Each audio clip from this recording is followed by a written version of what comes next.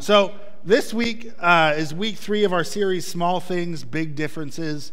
Last week we talked about our thoughts and our thought life and how that plays a big part on our lives. And this week we're going to go one step further. We're going to talk about our words and how much our words play a huge role in our lives. And what I love about this series is that it shows us that the smallest change in our lives, the smallest step forward that we take can make a big difference. A little pebble, when thrown into a pond, can still make a big ripple, right? So, and last week, Pastor Tony mentioned a quote that our thoughts influence our words influence our actions influence our habits, and our habits create us a destiny. And so this week we're gonna go into words and the powerful and how powerful our words are.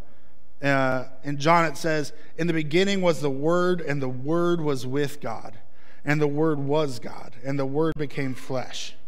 See, whenever God created the world, He didn't think it into creation, although He's God, He could have.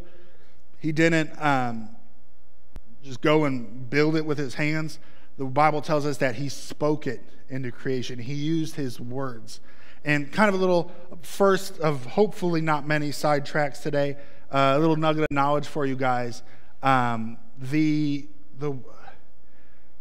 word abracadabra, okay, follow me here, goes back to the Aramaic abracadabra, which means I speak it, so therefore it is, which is basically what God said when He created everything, right? He said, I speak the world into existence, and then it happened. So basically, when God created the world, He's like, let there be light, abracadabra. And so He's like the best magician in the world. I just love that little fact, and I love the word abracadabra, and that I can spell it properly. But our words are powerful. Our words create so much change, so much influence in our lives. In Proverbs 18:21 tells us that the tongue has the power of life and of death. The tongue has the power to give life, and it has the power to bring about death.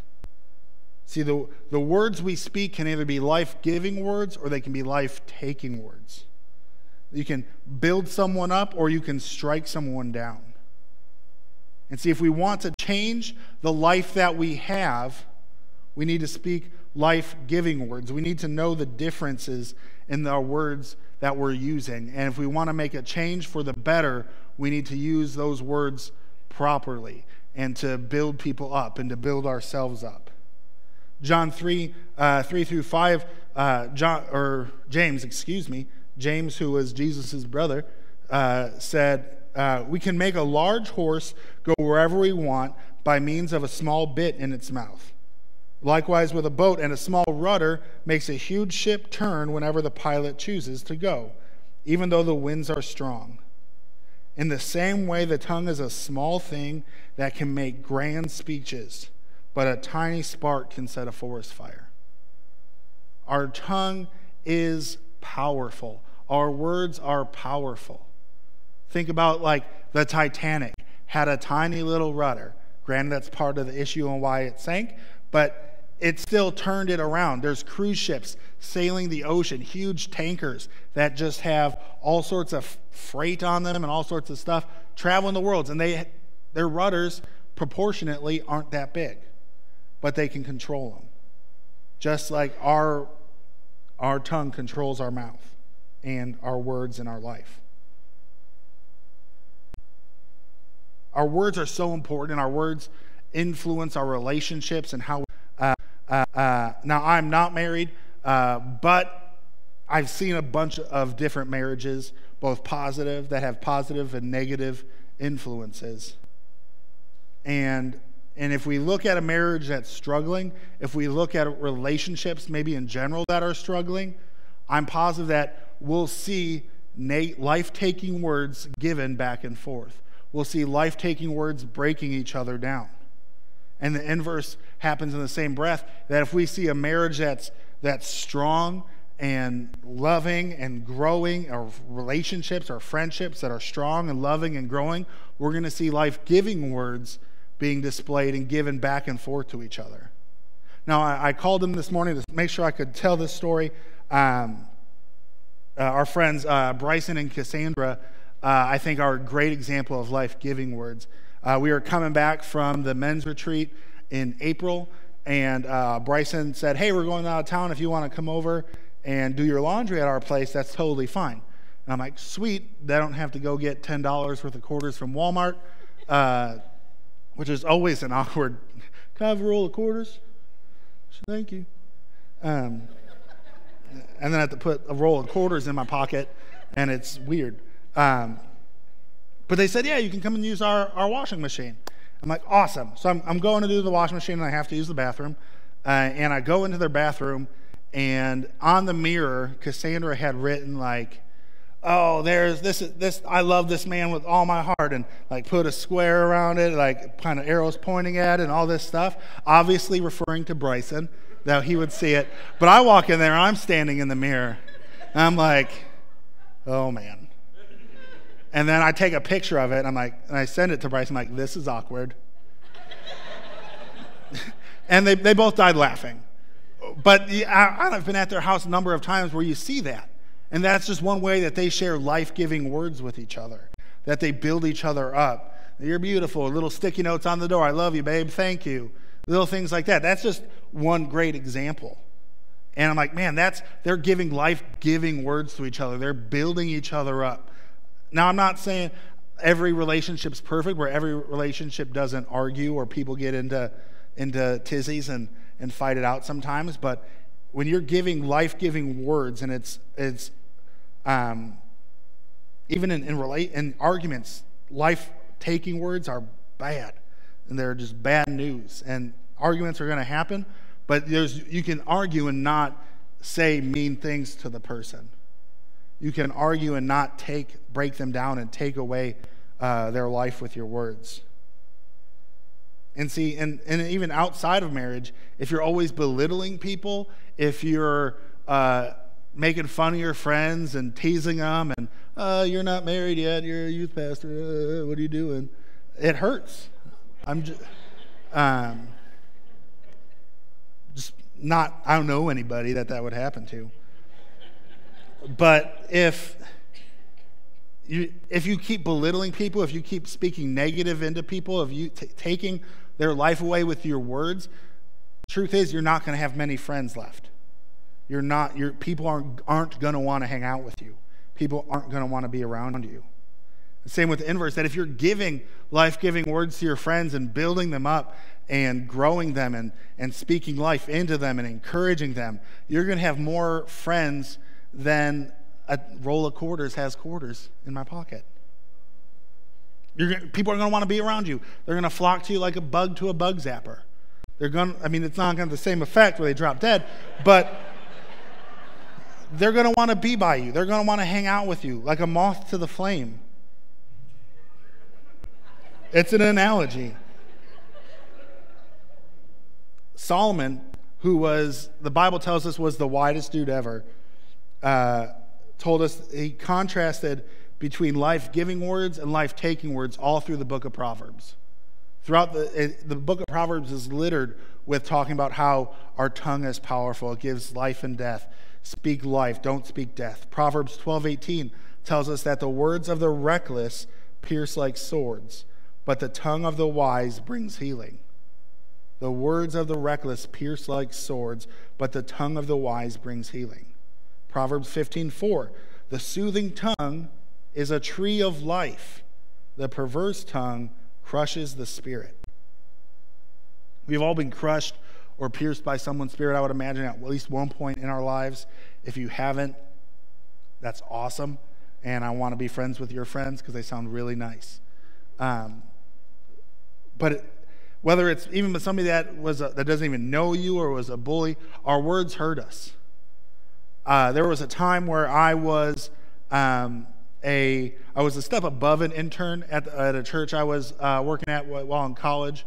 And our youth pastor, it's a really long story about everything that kind of happened. I had a position of our youth groups, like ministry, missions, and outreach. But we were going to go to Mexico, but then it wasn't safe, so my trip got canceled.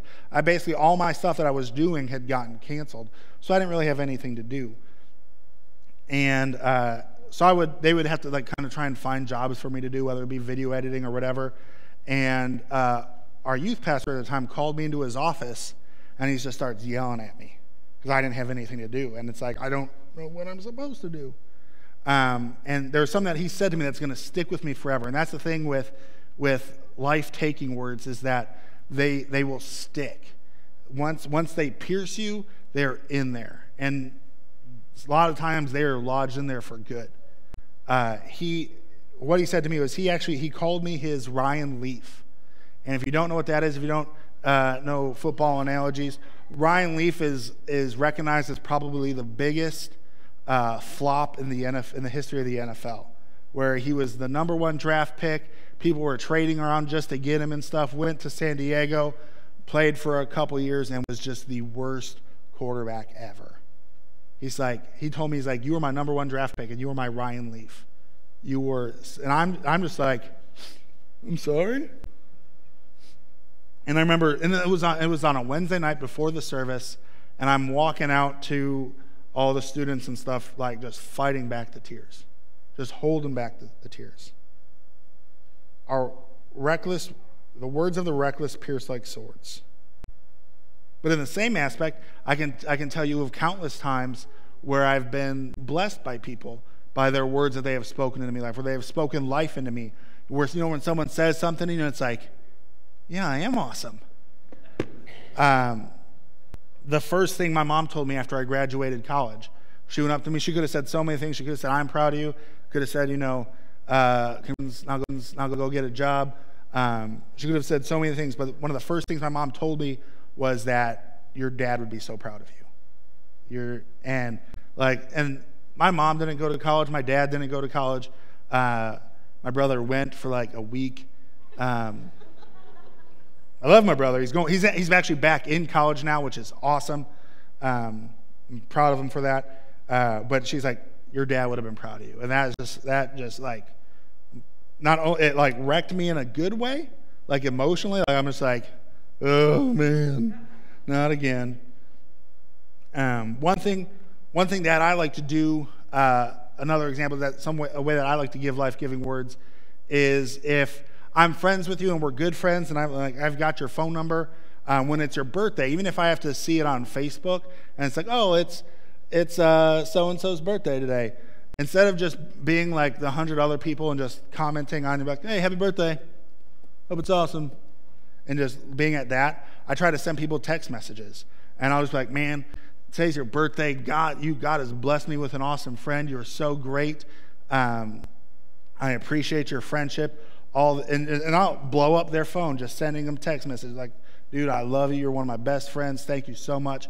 And that's just one way of encouraging and giving life-giving words. Birthdays, it's a super easy thing to do that. It's easy to get a card and just be like, happy birthday, sign your name.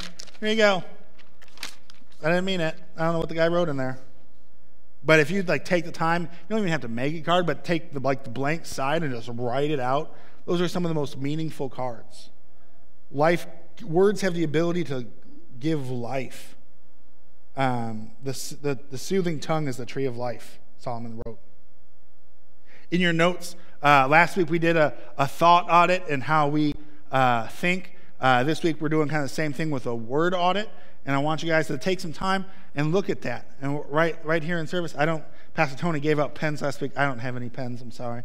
But we have a word audit. And I want you to look at, how are you speaking to others? Are you giving more life-taking words? Would be like a lower score. If you give more life-giving words, that's a higher score. And how do you talk to yourself? Or do you talk to yourself with life-taking words? Or do you talk to yourself more with life-giving words? And be honest, this doesn't have to be something that you have to show anybody. You can just sit and write it yourself. I put mine in my notes from last week. I've got mine written down in here because I did it again. So I wanted to be a part of it too. But I want you guys to take a minute and fill that out, and really be honest with yourself with it. Think about like how much life-giving and life-taking words are you giving to others and yourself. So, and that's an important thing to kind of look at, to kind of keep your head upon. How are you speaking to others? How are we growing in that? And let me tell you something. If you didn't put a 10 in either one of those categories, there's still room to improve. And as much as I'll be honest, I didn't put a 10 in either one of them. Even as much as I like to try and build people up and talk to people and send out birthday texts, I didn't put a 10 in that. And I didn't put a 10 in the other one either. Because I feel like for myself, I've always have room for improvement. But if you didn't put a 10, then there's still room for improvement. Because here's the thing: if you want to change your life, you have to change how you speak. If you want to change the life you have, change the words you speak. The words you speak to other people, the words you speak to yourself, the words you even. And to help kind of facilitate that change, to help kind of work in that change through you guys, I've got 2 rules about life-giving words for you guys.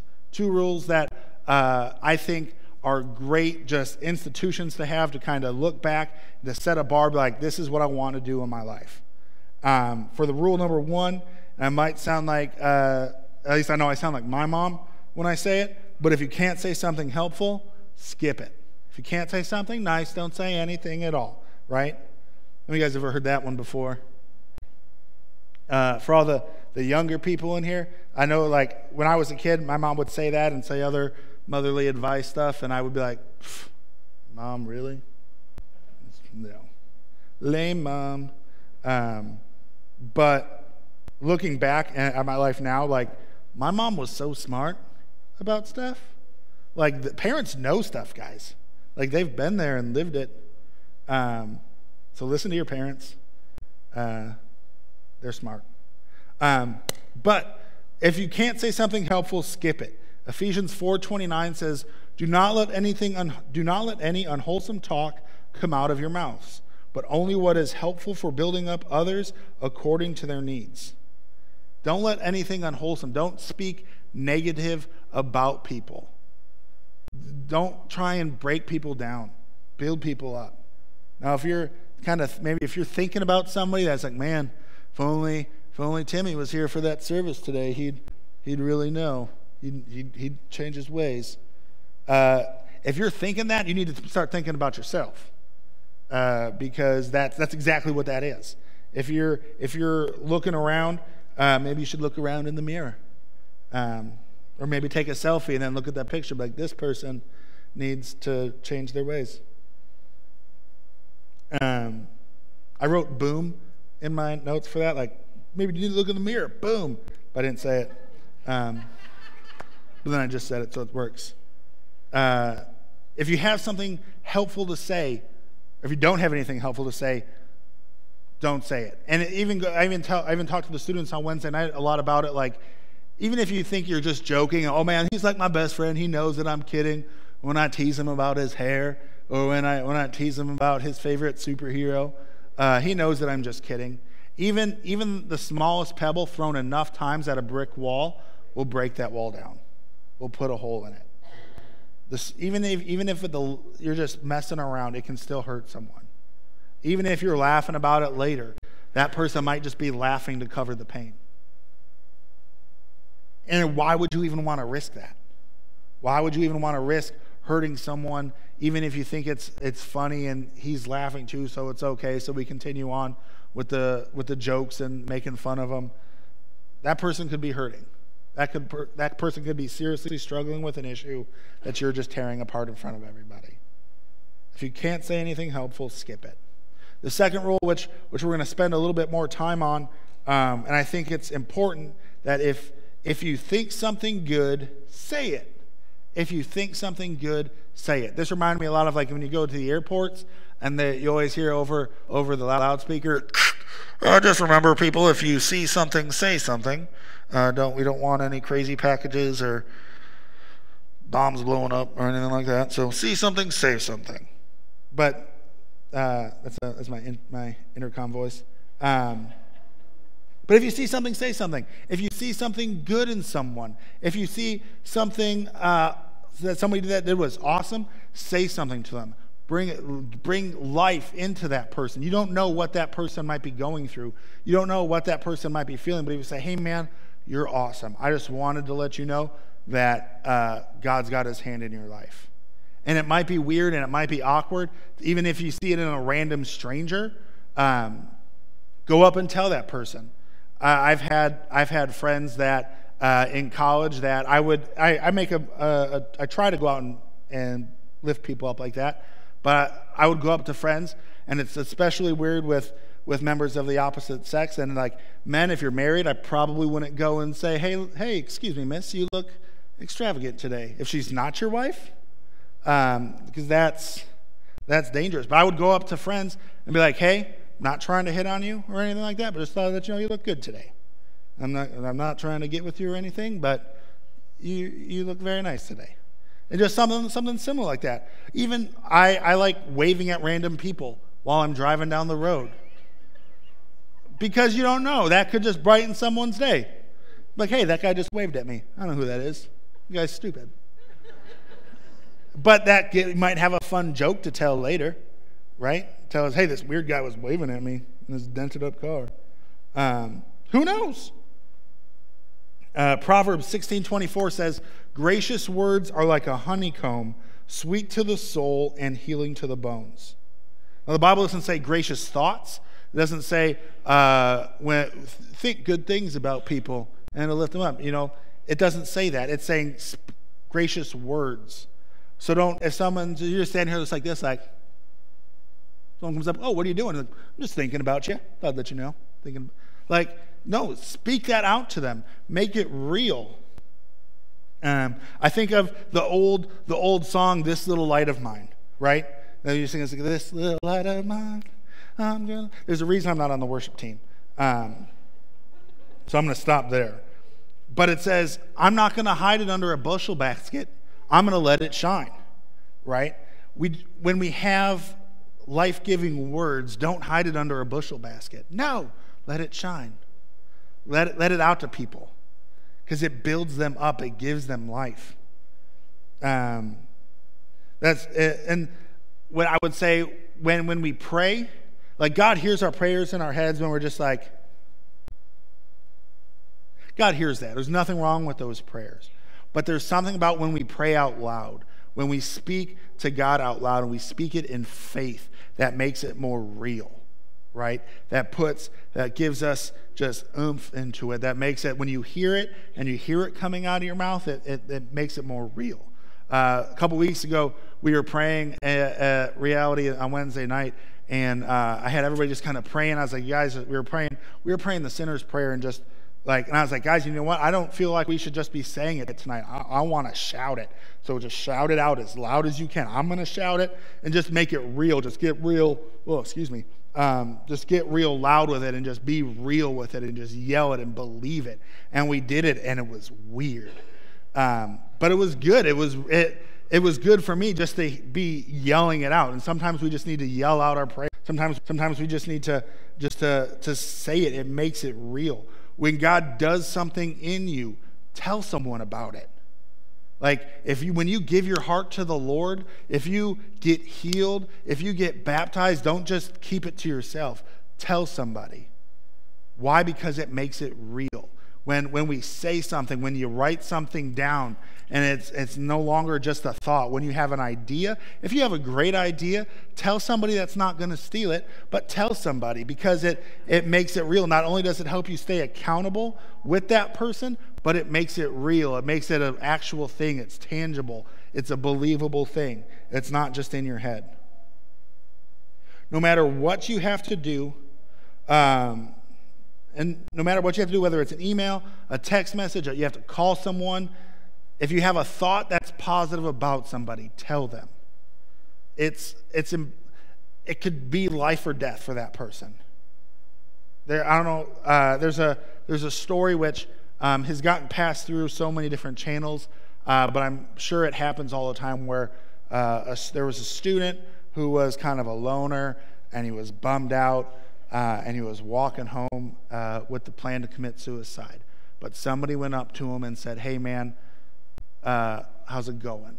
Hey, you had a good science fair project. Hey, can I help you carry your books," or something like that. And it changed that kid's life, where he didn't go home and do that. Our words have the power to bring life, and our words have the power to bring death. What are we speaking to people? I think something that's even more important than what are we saying to other people, what are we saying to ourselves? How do we talk to ourselves? Well, I'm not a crazy person. I don't talk to myself. Everybody talks to themselves. Granted, I would take it to the extreme sometimes when I would be taking a test to be like, is it A? I don't think it's A. It's B? I think it's B. I would do that in tests. But how are we talking to ourselves? How are we lifting ourselves up? Are we speaking life into ourselves? Back to the word audit. Where on the scale do you fall in that? And I'm not going to ask anybody to raise their hands or kind of claim it, but even for me, I'll tell you, like my speaking to others was a higher score than my speaking to myself. And I would gamble to say that probably holds true for a lot of people.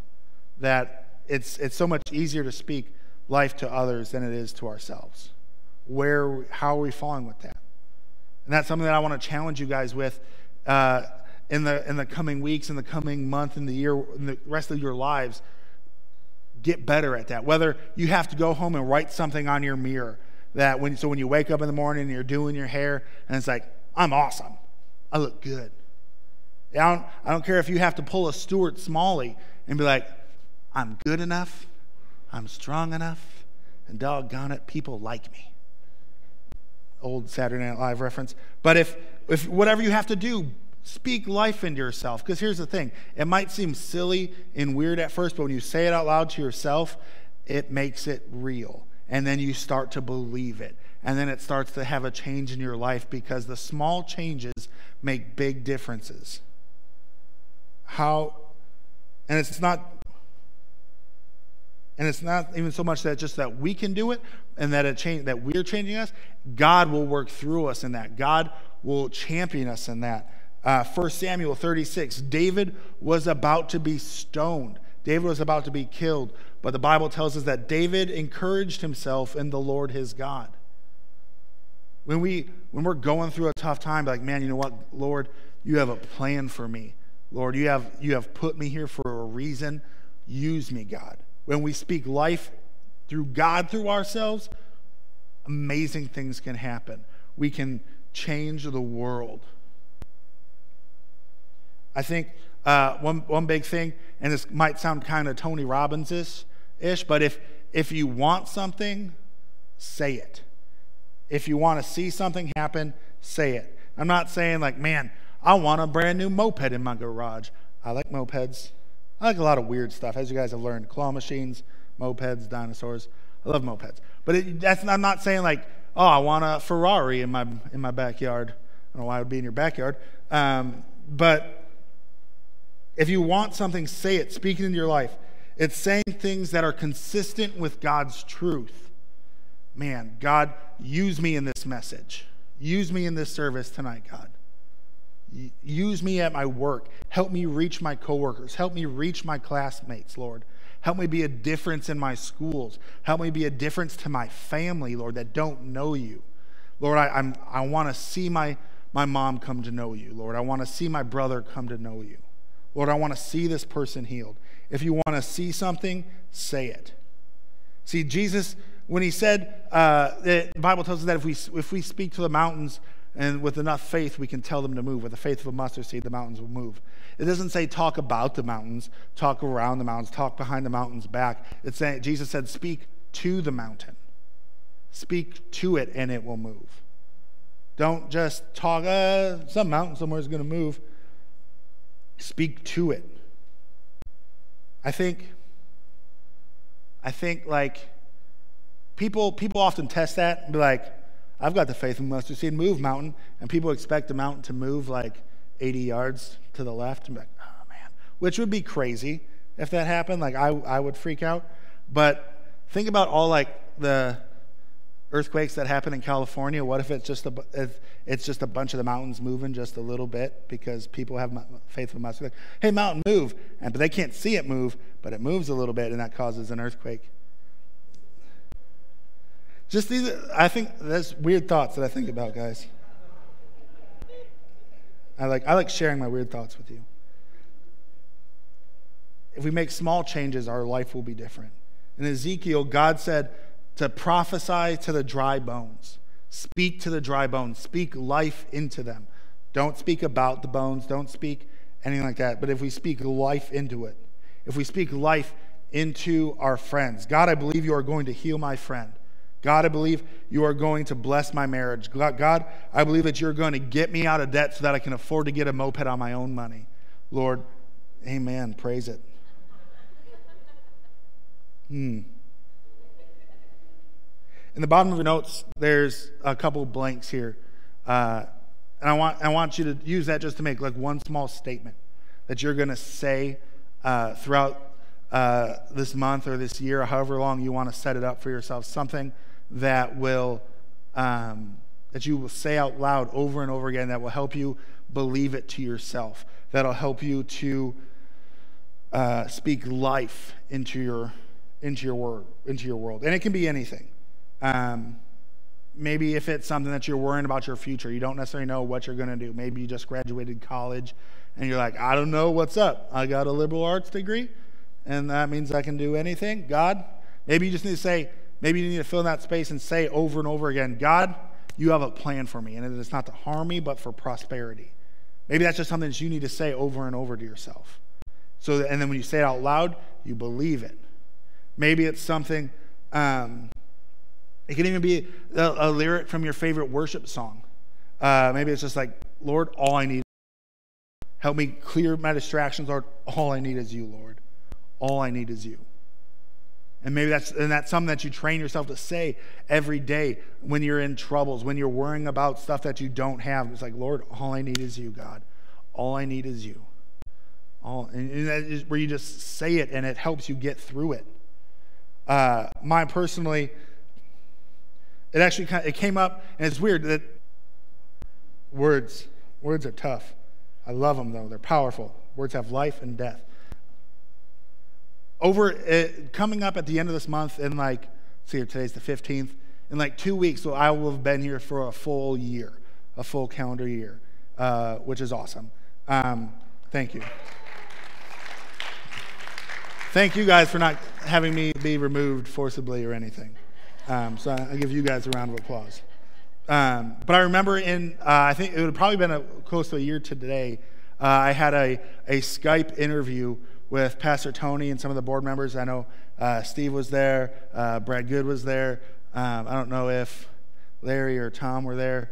I know Rod wasn't because I had to talk with him on the phone, which was scary. Rod's an awesome guy. I love Rod, but he's smart and he knows his stuff, and it's scary. But somebody asked me, I'm not sure who it is, like, hey, so what would you say your life motto is? What would you say it's your life mantra? What would you say? And without missing a beat, I told them, clear eyes, full hearts, can't lose. And if you don't know, that's from a popular TV show called Friday Night Lights about Texas high school football. It's an amazing show. And they all started laughing, but I'm like, I'm serious. Clear eyes, full hearts, can't lose. Like, well, what do you mean by that? I'm like, the coach kind of uses it like the rally the team, but I look at it as if I have clear eyes on the Lord, if I don't let anything kind of distract me from what God has in store for me, I keep my focus on Him and keep my eyes clear from any of missteps or any kind of distractions or obstacles. And if I do everything with the fullest capacity of my heart, if I do everything 100% for the Lord with a full heart, then I can't lose. I might lose the game. I might not pick up the stuffed animal that I want. I might trash a moped. I don't know. Heaven forbid. But I can't lose. If I do everything that I can for the Lord, if I have clear eyes on Him, if I have a full heart for Him, I can't lose. And that's my mantra. If I'm going into a rough situation, or if I'm going into something that I'm not feeling like I'm very nervous about, maybe it's talking to a lady or what have you, It's like, Lord, clear eyes, full hearts, can't lose. Clear eyes, full hearts, can't lose. Hi, how's it going? Who knows? Whatever the situation might be. That's something that I use. And so on the bottom of your notes, I want you to write that down. Put it in your Bible. Put it in your visor. Write it on your mirror. Put it someplace that you're going to see it so that you can say it. If you say it and continue to say it and truly believe it will change your life, that small change, even just saying that one little phrase in your life, will make a big difference.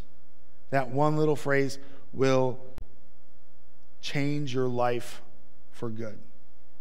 Our words matter. If you want to change the life you have, change the words we speak. Words are powerful. They have the ability to give life and death. We don't speak life-taking words to each other, we speak life-giving words to each other. If we don't speak life-taking words to ourselves, we speak life-giving words to ourselves. Give ourselves life. If we think something not good, we're gonna skip it. If we think something good, we're gonna say it every time. Don't let that. That's such a big thing of building each other up, speaking life into them. If you see something good in someone, say it to them. Go up to them, shoot them a text message, send them a message on Facebook. Hey, that was awesome. I saw what you did. Hey, you're a great guy. Speak life into them. If we want to change our world, we need to change our words. If we want to have a change, if we want to change Emporia, we need to change our words, how we treat each other, how we treat the cashier at Walmart when they're just messing up your order and double scanning Doritos and everything else. Speak life into that person. Oh, when they double scan my Doritos. When the drive-through guy at Taco Bell messes up your order, speak life into him. Amen. Yeah, that's treacherous. You don't mess with my Baja Blast.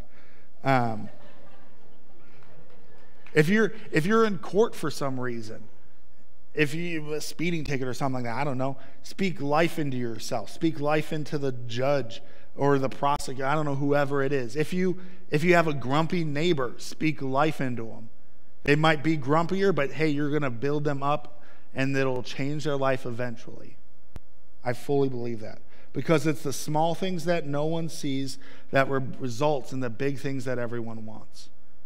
People see Jesus in us and they want it. And when we show it through our actions, through our words, through our thoughts, through our habits, people see that and they want it. I've had a number of times where I've been out in a park or someplace by myself and someone's come up and be like, hey man, there's something different about you.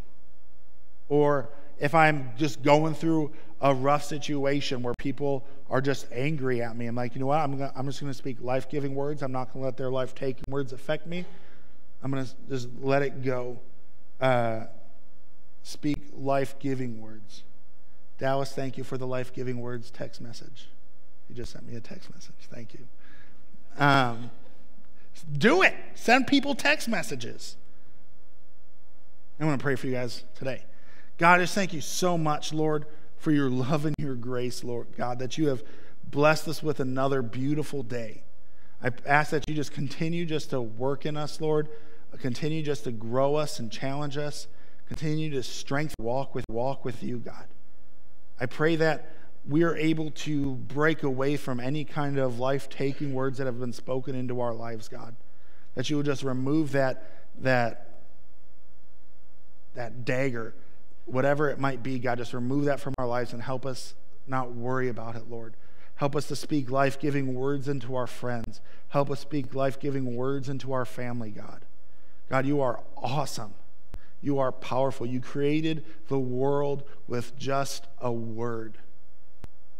God, help us just to speak life-giving words to ourselves. Help us to treat ourselves better and lift ourselves up to you, God. God, your word tells us that our words have the power of life and the power of death, Lord. Today we choose life. Help us to speak life into ourselves. Help us to speak life into others and work through us in that, God. God, you are amazing. You are awesome. We love you, Lord. In your holy and righteous name, everyone said, amen. Thank you for visiting Life Church Online. We hope you enjoyed and were blessed by the selected message. For more information about Life Church and its ministries, you can visit us online at www.lifechurchemporia.com or call the church office at 620-342-8620 or email us at lifechurch@lifechurchemporia.com. Have a blessed day.